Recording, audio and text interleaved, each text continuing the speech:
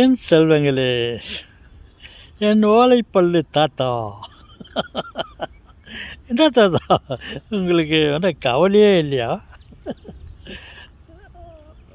கவலைப்படுவதால்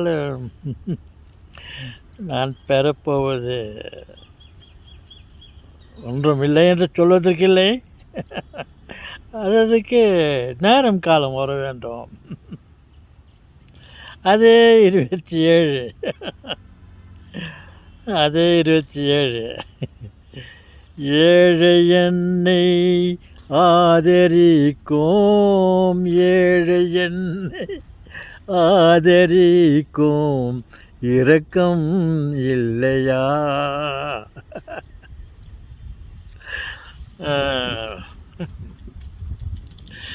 இரக்க குணம் ஒரு ஊற்றைப் போல் அதுவாக வர வேண்டும். இரக்கம் இல்லையா?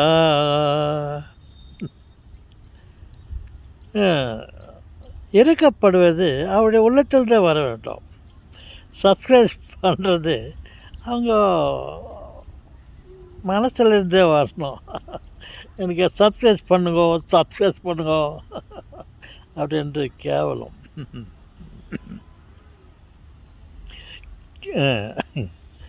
பார்வையாளர்களே இல்லை.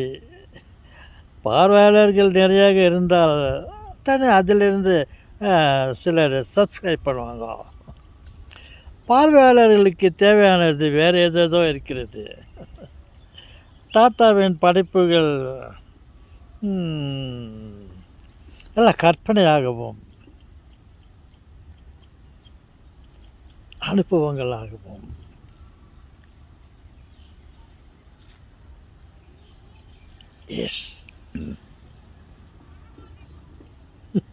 இப்படித்தான் இருக்கிறது.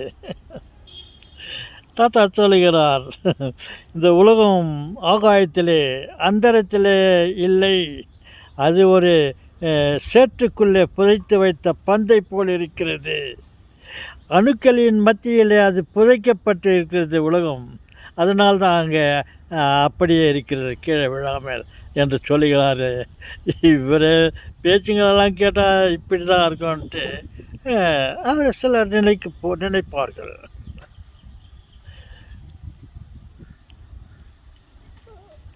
இப்பேற்பட்ட கற்பனைகளை அவர் சொல்கிறத கேட்டுக்கிறதுக்கு நம்ம எல்லாம் என்ன குழந்தைகளா, அறியாத சிறுவர்களா என்று நினைப்பார்கள்.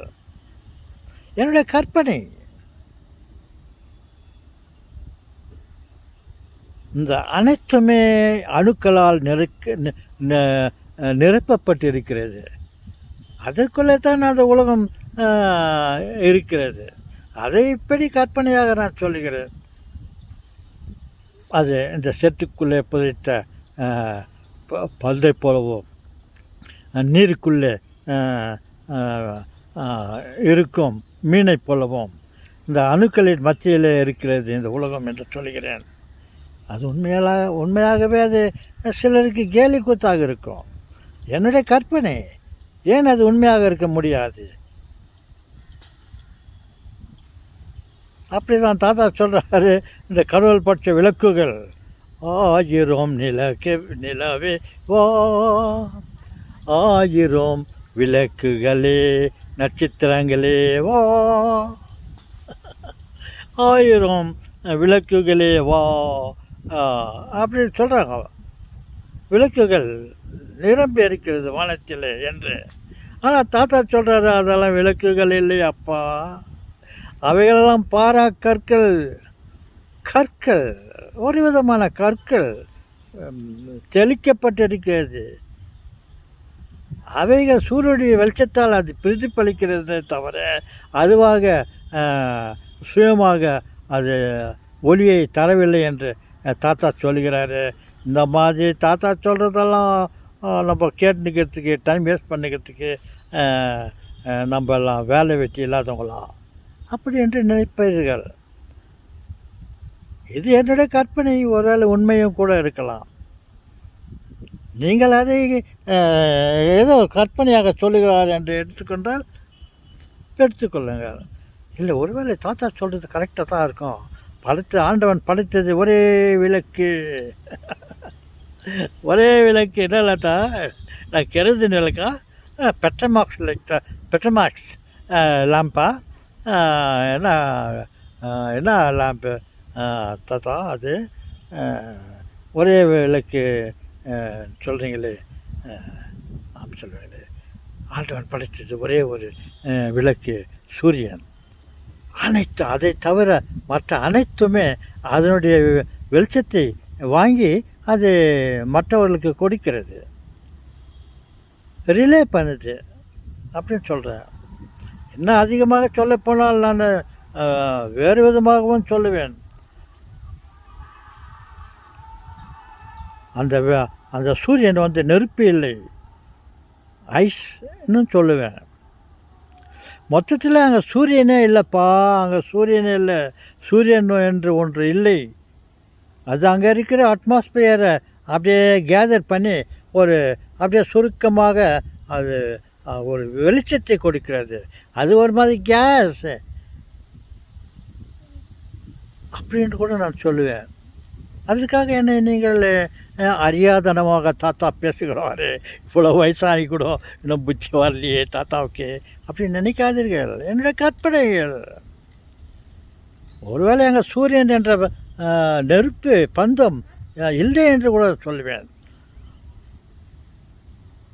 எப்படி என்றால், ஒரு